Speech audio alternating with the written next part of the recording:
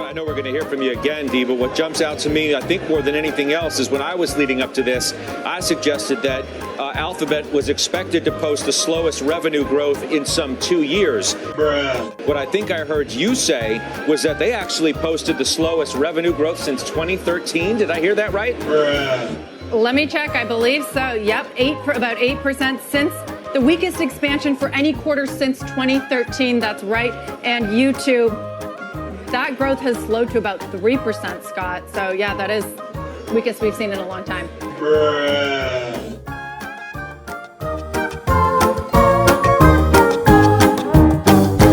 You only exist out here because of me. That's the only reason. Without me, you, personally, every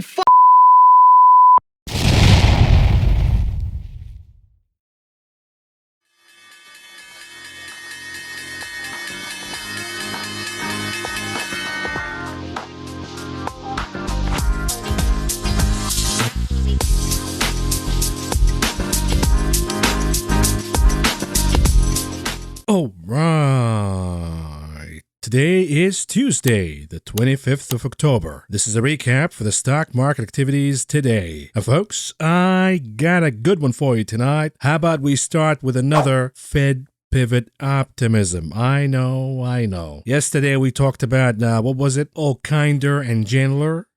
Well, now we have a new one because the politicians are panicking. They're about to lose in November. And the latest trick is, Mr. Powell, please save our asses and don't do the 75 basis points in November. You gotta pivot, Mr. Powell.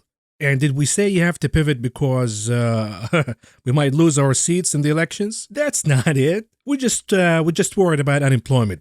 It might rise higher. This is, of course, Sherrod Brown from Ohio came out with the letter today. And the timing is really interesting. If he's really worried about unemployment, why now? The timing is really peculiar. Why just a few days before the elections? They warned the Fed chairman, don't do it. They're adding pressure on Powell to go down from 75 to 50, even 25. And they're using unemployment as an excuse. And I say let's get the folks from Unusual Whales to reveal Sherrod Brown's portfolio. I'd like to know how big of a bag he's holding right now. And of course, Danielle DiMartino summarized everything perfectly. She tweeted, this is as toxic as the optics get. A few months ago, I warned that the Powell punching bag would quickly switch from an inability to fight inflation to a job destroyer. This is blatant flouting of the Fed's independence 14 days before the midterms is as bad as it gets.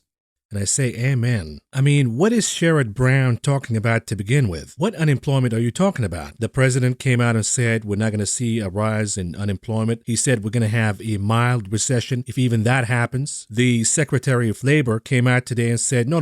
We're not going to have a recession or inflation.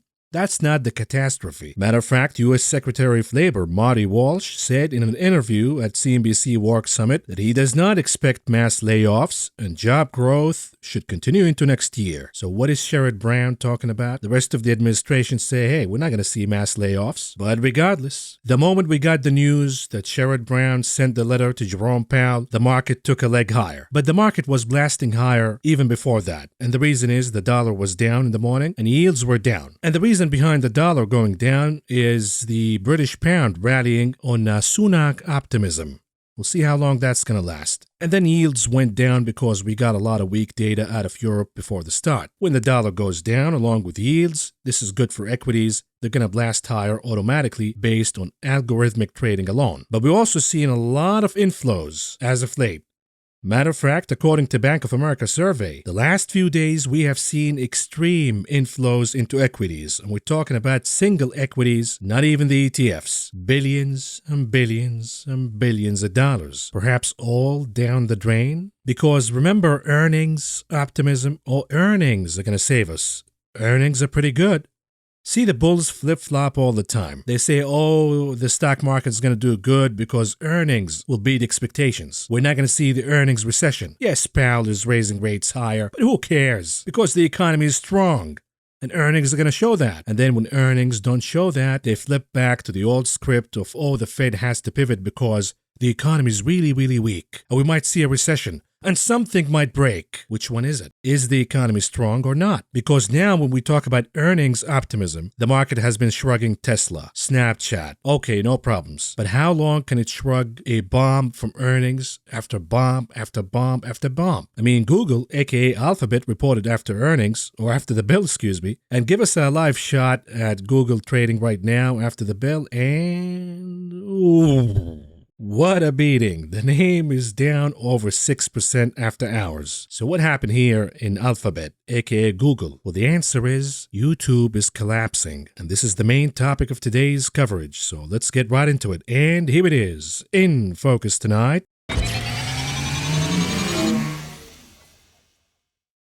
The boom comes down to a bust when it comes to Google's revenue. What are we talking about here? Hold your horses. We got a lot of earnings today. We're going to cover some of them. Let's start by Coca-Cola. And again, the concern with Coca-Cola is the rise of the US dollar and perhaps the slowdown of spending by consumers. And the challenge here becomes, is Coca-Cola raising prices enough to defeat the currency factor? Are the prices high enough to offset the cost of inflation, the cost of consumers not being able to spend in buying these products from Coca-Cola? And the answer is so far, yes. Look at the revenue from different regions of Coca-Cola's operation. We'll look at the first column, concentrate sales. What does that mean? It means, is the company seeing an increase in volume?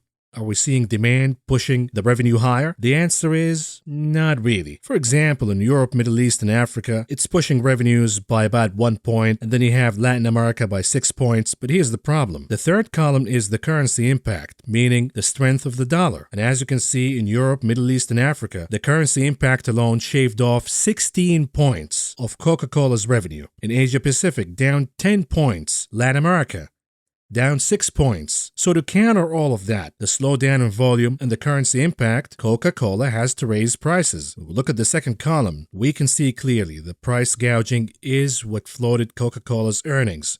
Otherwise, this would have been a horrendous report. So when politicians talk about price gouging and all of that, yes, we have price gouging in the economy. We have shrinkflation. But if companies don't do that, they're going to lose to inflation. They're going to lose to the currency impact. They're going to lose to the fact that certain consumers can no longer spend and buy these goods anymore because they're paying more at the gas pump. They're paying more in rents, utilities. You get the picture. So they have to cut down their spending. To counter all of that, Coca-Cola has no other choice but to continue to jack prices higher and higher and higher. So far, the strategy is working out because the majority of consumers are paying the extra cost and Coca-Cola's revenues are growing, and so is the net income, aka the bottom line. When we look at the net operating revenues for Coca-Cola, up 10% for the year, the cost of goods sold, on the other hand, up 15% for the year. So even with the price gouging, Coca-Cola's falling behind. The good news, though, they're cutting their expenses, or they're trying to, because expenses went higher by 5%. So the revenues are up by 10%. Expenses are up by 5%. This is good, but keep in mind that the cost of goods sold, the input cost for Coca-Cola, went higher. The rate of growth is higher than the rate of growth in revenues. So this is one thing to watch out for. The other thing is, when we look at the operating margin, the OM, last year was 29%. This year, it went down to 28%. Not a big deal, but it's still down. And all in all, the bottom line, the net income is up by 14% for the year. So far, so good for Coca-Cola. The problem is, how long can they continue to increase prices higher without shunning the consumer away? Because at some point, the consumer is going to weaken further. They're going to lose their jobs, they're going to lose their incomes, and they have all of that credit card debt with higher interest rates. What if inflation doesn't go down enough, and now the company is stuck with higher input cost and limited ability to continue to raise prices higher? This is the risk for Coca-Cola right now, and therefore I got rid of my shares a while ago. When we look at the chart, this is the daily chart for the name, the ticker KO. The initial reaction was a pop higher, and the chart faced the resistance at around 59.26, and then it went down all the way to retest the support, as you can see, the line in yellow, and it bounced higher by the end of the day. So this behavior is saying, yes, the chart is at resistance, but it has plenty of juice to move higher. It's going to be a tough resistance to pass above, but the momentum is here, and the evidence is the fact that the chart went down to the support and then bounced higher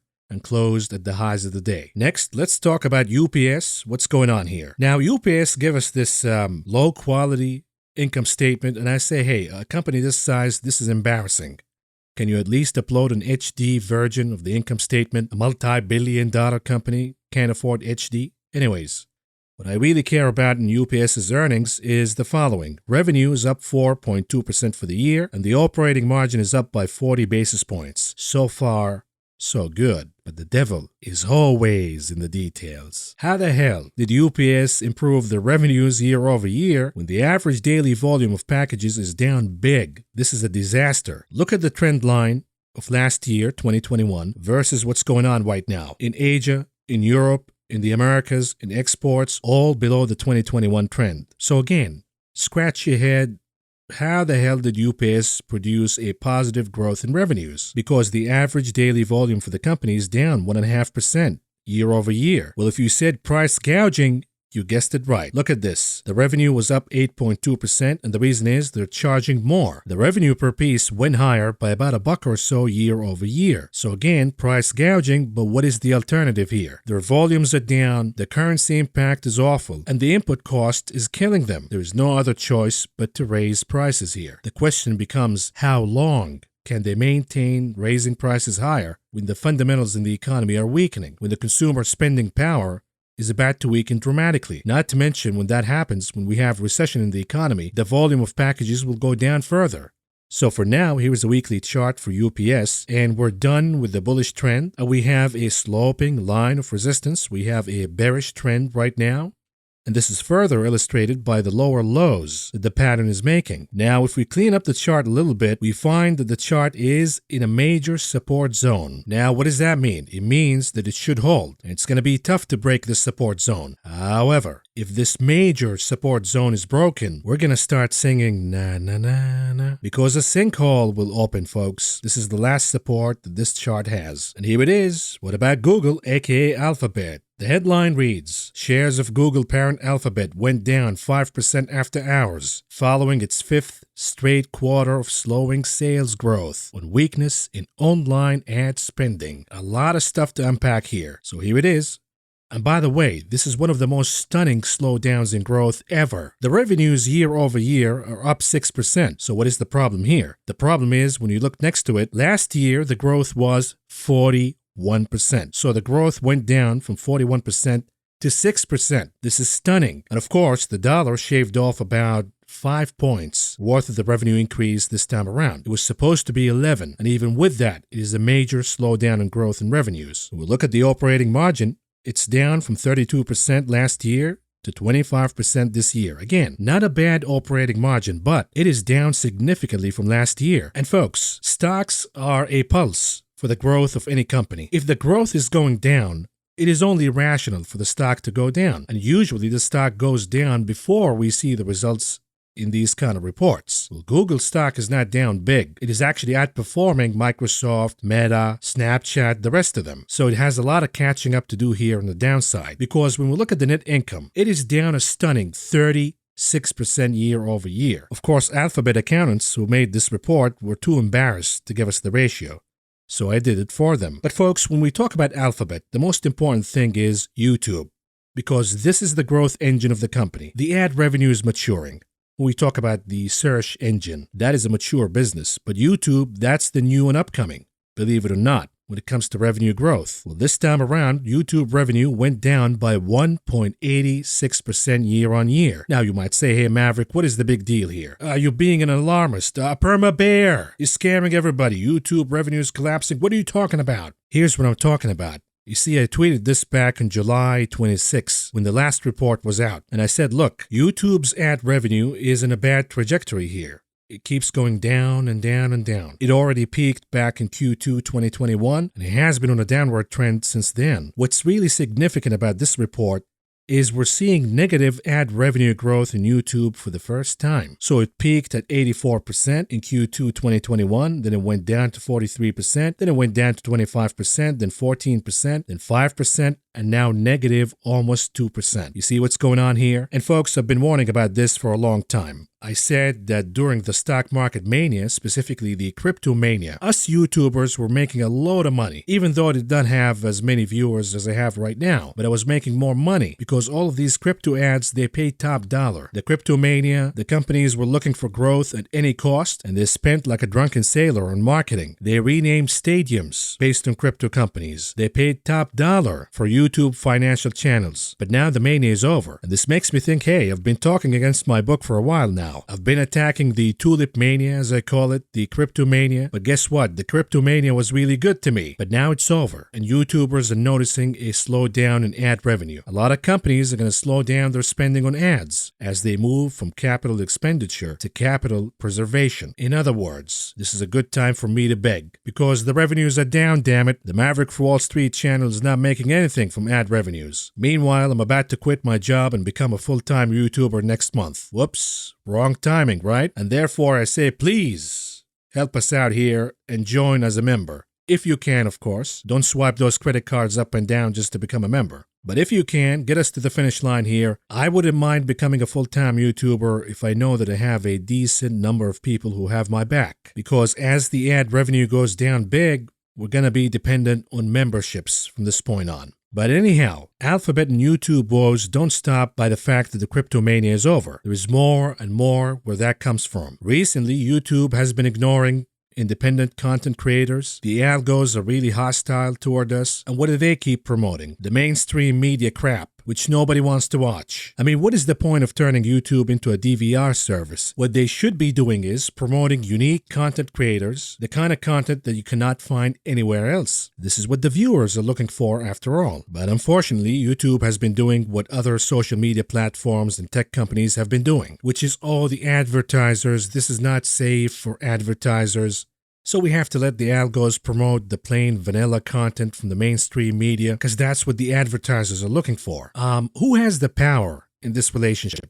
Is it really the advertisers or YouTube? The answer is YouTube, because the advertisers have no other choice but to advertise on YouTube. It is the largest platform in the world. It has the highest views from the key demographics. The cable companies, the cable channels don't even come close to YouTube. And I'm not even saying promote the Maverick for Wall Street on the main page. Maybe I'm a little too spicy for the advertisers. I'm saying at least promote the plain vanilla independent creators rather than CNN and Fox and the other crap. Anyhow, Alphabet also repurchased $15.4 billion in stock in Q3. And guess what? They're holding a bag. So $15.4 billion down the drain, flushed down the toilet. And I keep saying I'm not a fan of stock buybacks. It is a waste of money, trillions of dollars down the drain, trillions of dollars that these companies could have invested in R&D to keep America's technological edge. But no, they're not going to do that. They're not going to even give us dividends. Instead, they use the cash to fluff up the stock higher so the executives can get out at a better price. This whole share buybacks thing is a Ponzi scheme, especially if you have a company with declining stock value, especially when you have a company with declining revenues and declining growth. You're flushing the money down the toilet, and you know it. It's not like a company that is growing and producing higher revenues and higher bottom lines and net incomes. When they do stock repurchases because they have excess cash, that is a different story. But what we see here in Google is flushing money down the drain. We see this phenomenon from company after company after company. They announce these massive buybacks and they hope that the retail mom and pop crowd will buy these equities just because the company is announcing a share buyback program. What happens instead, the mom and pops buy. Oh, the company's about to buy whatever $1 billion worth of shares. I'm not going to lose money here. And they buy. And sure, the stock goes higher for a little bit, but then the executives start dumping because they want to cash in at a better price, and they leave the mom and pops holding the bag. It's a Ponzi scheme. Everybody knows it. But here's the chart of Google. Let's see what's going on here from a weekly perspective. Today, the chart made a lot of progress. It recaptured an important Fibonacci support, but the problem is, it's going to open gapping down tomorrow. So was the action that we got today premature? And the chart should have never broken above this Fibonacci level, which coincides at around 100, perhaps. But why do I have the feeling that the mania will continue? Why do I have the feeling that Google might open down tomorrow? But because of the Fed pivot optimism or whatever bullshit, the dollar is down, yields are down, whatever. What if we see a gap down and then they stampede to buy the dip and the name closes at the highs of the day, and in doing so, it recaptures the Fibonacci support once again? Technically speaking, that would be super bullish, because the chart goes down. Bad news, the growth is slowing down dramatically in the company. Yet investors and dip buyers shake it off once again. They buy the dip and close at the highs of the day. That would be bullish behavior, not bearish. However, if the action that we got today was premature and investors, dip buyers are about to eat a massive pie in the face, then the chart should go down all the way to the next support, Fibonacci support, and that would be around 90. And let's see if that's going to hold or not. The likelihood is it's not going to hold, but we'll take it one day at a time. Next, we have Microsoft, perhaps more important than Google because we talked about the services aspect. Folks know that the ad revenue is slowing down across the board, but services remain intact. Let's see if that is the case or not. The headline reads, Microsoft profits down 14% as Windows hit by weak PC sales. What's going on here? The revenue for Microsoft up 11% year on year.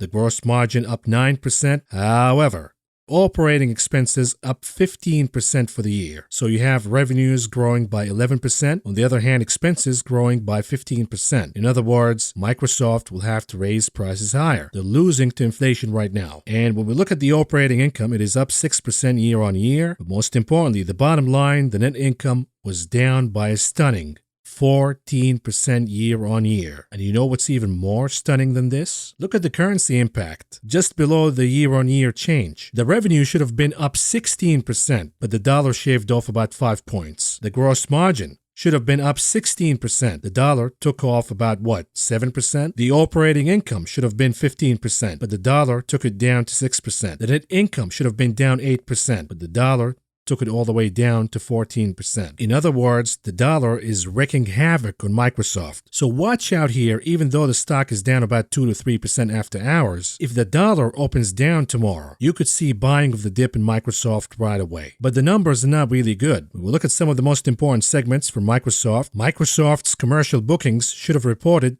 a positive revenue growth of 16% year on year. But because of the strength of the dollar, this growth went down to negative 3%. The dollar shaved off 19% worth of revenue. Unbelievable. When we talk about Microsoft Cloud revenue, it was supposed to be 31%, but it went down to 24% because of the dollar. It took off about 7%. When we look at LinkedIn, the revenue growth was 17% year on year, but it should have been 21%. The dollar shaved off about 4%.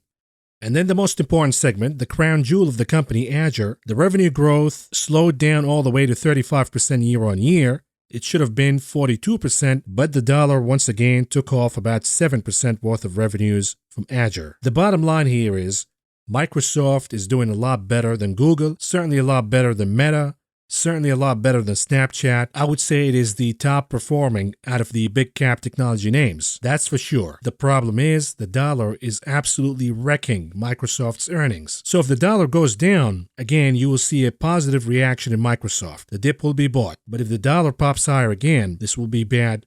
Microsoft will continue to bleed. For now, when we look at the chart, a weekly chart for the name, it is evident that we have a bearish trend on hand, with lower highs and lower lows. But for now, the chart managed to rebound beautifully from the Fibonacci support at around 215. It even got above the Fibonacci level of around 241. The question becomes, was the move premature? If it is, down we go, and the chart will make lower lows, meaning 215 is not going to hold anymore. The chart will go down all the way and breach 200. However, if the gap down is bought right away from the dip buyers because the dollar is going down, so far so good, and the assumption is the chart will eye the next Fibonacci level at around 270. But even if it does that, the question becomes, is it going to make another lower high? If that is the case, the bearish trend is intact. Now, before we move on, I'd like to cover another report that is not listed here and happens to come from TXN Texas Instruments. Now, this happens to be a giant chip company with multinational exposure, specifically in China, and it has been outperforming its peers. When we look at the performance year to date, Texas is down about 13%, but the Philly Manufacturing Index is down about 39%. So TXN has been outperforming, and here's the problem with that. We see names that are outperformers year to date because they're value names or because they have decent earnings or whatever. When we see these names falling apart, it is a bad indicator for the rest of the market because if they continue to hold on, it says, oh, the market went down in an overreaction, and sooner or later, it's going to catch up with these stable companies that are holding, that are not showing any weakness, that are outperforming so far. But when these companies start to fall apart, it spells doom for the rest of the market because it says, no. The market is right. These companies are lagging, but they're getting hit now, and they will catch on with the rest of the market to the downside. And this presents the shorts with an opportunity, especially those shorts who missed on and shorting the market at the top, at the peak, the names that went down 70%, 80%. Now the shorts say, oh, wait a minute here. Texas is going to go down the way NVIDIA went down, or Marvell went down, and they start piling in, and we see the name going down. Now, TXN is down about 5% after hours, and according to the headline from Bloomberg, the reason is the weak guidance. It's not the earnings, it's the guidance. It's the future, bro. And listen, I've been warning about chips. Stay away from chips. Matter of fact, in November 2021, I said I think winners in chip stocks are topping. I'm buying puts. And I expanded on that and I said chip stocks had a powerful driver in the pin-up demand. But if Powell wants to slow down the demand by faster tapering and tightening, this powerful driver will no longer support these stocks. And in July of this year, I said the chip business will suffer from massive oversupply. And this equals margins down. Matter of fact, all the way back in May 21, I said a huge catalyst behind the rise in chip stocks is the rise of cryptos. If cryptos go down, they'll take chip stocks down with them. But what is so specific with TXN's earnings? Were they really that bad? The answer is not really. The revenue was up 13% year on year. The net income, the bottom line, was up 18% year on year. So what is the problem here, Maverick? The problem is, look at this. The free cash flow is down 17% year on year. The free cash flow as a percentage of revenue down from 40.6% last year to 29.3% this year. Why is the cash flow getting absolutely decimated? Well, here it is. How about share buybacks? The cancer that is share buybacks. I mean, last quarter alone, the company spent about $1 billion buying back their shares, aka flushing down about $1 billion down the toilet because the stock is down since then. And all in all, cash for the company down 44% year on year. So now, when you really think about it, why did TXN outperform its peers? You can say, oh, it's a value company. You can say that all you want. I say, how about the share buybacks? They muffed the shot. The stock should have been down a lot bigger than it is right now. But buying back about $1 billion worth of shares in a quarter kept the stock outperforming. Here's the problem. We're going to see another sell-off. The company has to hold back on buying back shares. What does that mean? The floodgates could open for this name. And by the way, in my first members-only video, I did warn, stay the hell away from these China-related stocks. And I named TXN. Here I am pumping my members-only videos again. But take a look and you tell me. So this is the chart of TXN, a weekly chart. We have a sloping line of resistance, and the chart got rejected once again from this particular zone. But we also have an important support at around 162, 163. Because so long as this support is intact, the bulls could argue that this is a formation of a reverse head and shoulder. And sooner or later, TXN will blast higher in a retest to the sloping line of resistance. But what happens if this support line 162, 163 is broken? We'll look at the monthly chart. What do we see here? Not a good looking candle for the month so far. It appears that we got a rejection. It appears that we still have negative divergence on the RSI. We still have accelerating move to the downside and bearish momentum when it comes to the MACD indicator. And that means once we break 162 as support, we're going to see another flush down candle all the way down to the 150s. And after that, this name could go down further. And here it is, the weekly chart for TXN. The support is broken now, and the chart is forming a double bottom formation for now. The likelihood is this is not going to hold, because look at the monthly chart. The assumption is TXN will go down tomorrow. We will see the candle turning negative once again, which means we have lower lows to come. This stock could flush down big, and if it does, the next support would be 137, and after that it would be sub 100. Enjoy.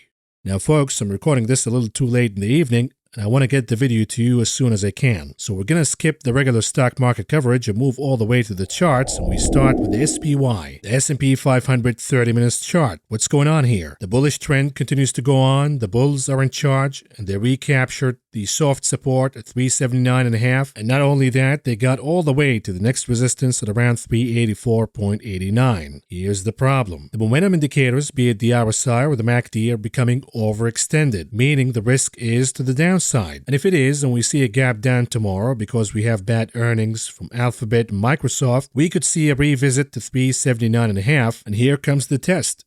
Will the dip buyers buy at 379.5, or are they going to wait till the chart goes all the way down to 373.5? Because if that is the case, the bears will be emboldened to attack. They're going to smell weakness. They're going to smell the fact that the bulls are running out of gas, and they're going to pile in buying puts. And if the chart loses 373.5, the bullish trend becomes a bearish one. So keep that in mind. On to the daily chart for the continuous contract for the S&P 500. What do we see here? The bull flag already played out. We can look at it as an ABC pattern. It's already done now. Not only it cracked above a previous resistance that you can see in yellow, but it also got us above 3,855. A lot of progress has been done by the bulls. But here's the problem. The bears would say all of this progress has been done under low volume. It means once the volume comes back, it's going to come back on the selling side. And the market can ignore Tesla, Snapchat, Microsoft, Google. But what if the big one bombs tomorrow? What if Apple bombs after the bell? You see, in tomorrow's session, the psychology will become really important. Because if we have a gap down in the morning, and for now the futures suggest that we're going to have a gap down, are we going to see the dip buyers showing up right away? And if they do show up, they're going to do so because the dollar is down or yields are down. But what if they don't show up? What if the psychology says, okay, this is really bad, earnings are not good?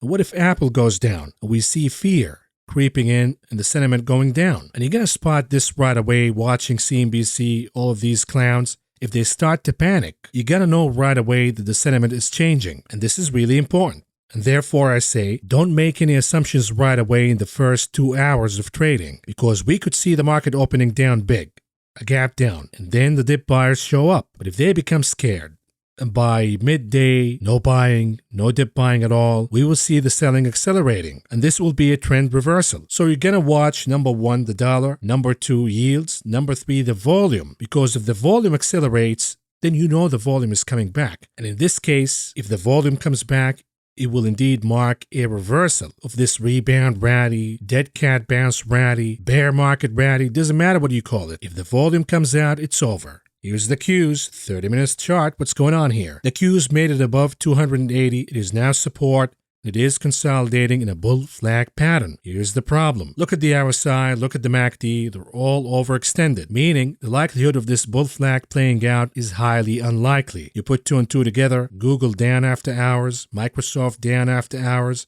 Meta's down big after hours. There's no way the Qs will open higher. There's no way the bull flag is going to play out. So what happens next? What if we have a gap down? What happens around 280? Are the bulls going to buy the dip right away at 280? If they don't, if the sentiment changes, 280 is not going to hold. And then what? Where's the next support? It is all the way down at 269.29, aka the June bottom. But folks, we have seen the market shaking off a lot of concerns. Tesla, the resignation in the UK, the crash in Snapchat, the scare from China. What if we have another down day, a gap down, and then the market rebounds higher again, shrugging off the crash in Google after hours? This is entirely possible, and therefore I say, wait for the first 2 hours of trading. Let that get out of the way, and then we're going to have a lot of clarity of what's going on. Here's the daily chart for the continuous contract for the Qs. Again, the bull flag, the ABC pattern, doesn't matter to me, is playing out. And it is now done. It is complete. It got us all the way to the resistance at around 11,689. Under low volume, of course. But now the momentum indicators are moving down by a little bit. And at the time of the recording of this video, I see a big gap down in the NASDAQ futures. I doubt that we will see a flush down all the way back to the June bottom. That would be super bearish. I doubt we're going to see that right away. This is not going to happen without Apple crashing after the bell. But can the fear get us all the way closer to the June bottom? And then we see what happens with Apple after the bell? That would be a change of course. Every time we get a gap down, it is bought right away. If this gap is not bought, that is a leading indicator that the sentiment is changing. But here's the good news for the bulls.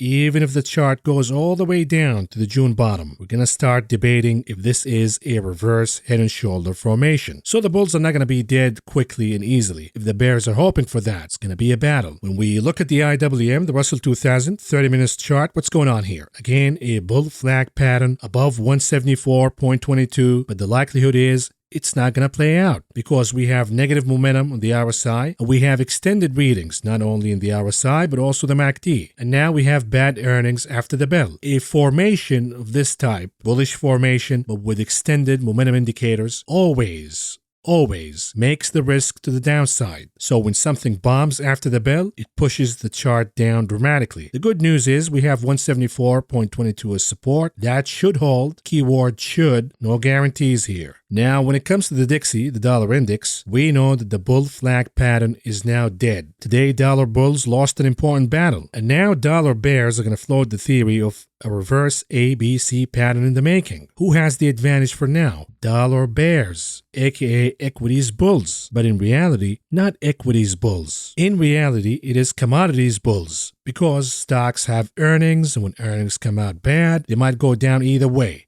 even if the dollar goes down. But commodities will go higher if the dollar goes down. Now, is it over for the dollar? Is the top already in? We cannot say that with certainty, because we have an important support coming at around 110. If the chart keeps that support and rebounds from that point on, dollar bulls will make a comeback, which means equities will go down again. But for now, it appears that the dollar is losing a lot of momentum. It's about to go down further. If that is the case, equities will go higher. But we don't have a confirmation yet, folks. What confirmation are you talking about, Maverick? Here it is. How about gold? Gold did not make it above 1,671 yet. Keyword yet. For now, gold is keeping the double bottom formation, and it is consolidating in a bull flag pattern. It is gathering energy, asking for buyers. And if the buyers do show up, gold will make it above 1,671. If that is the case, then we have a confirmation that the dollar is going down. And this should be bullish for equities, specifically commodities-related equities. Here's Brent oil, a daily chart. What's going on here? For now, the bulls are still alive. They're hoping for an ABC pattern, but the problem is the bears are closing in. The bears are saying this is a bear flag consolidation pattern. For now, we don't have a clear winner yet, but we're about to, because if the dollar goes down, oil will go higher. The ABC pattern will play out. Now, what about the daily chart for the 10-year yield? What's going on here? We got the shooting star. Now we have the confirmation, but the chart is still keeping support. For now, it appears that it is losing some momentum, but we don't have a solid confirmation that this is over. We get the confirmation that it is over if the chart breaks the lower range of the consolidation pattern. Because if it goes down to the support, the top range of the pattern, or even back into the consolidation zone, who's to say that in time the 10-year is not going to pop higher again and make higher highs, even above the shooting star. So now we have the false sense of security just because the chart made a shooting star and it moved down today, but it's not over yet. You can trade it, yields go down, home builders go up, real estate goes up, utilities go up. But can you make an assumption right now that yields have already topped and it's time to go all in? Not this guy you're listening to right now. We're not at that point yet. Here's the TLT, a weekly chart. What's going on here? We got a pop today.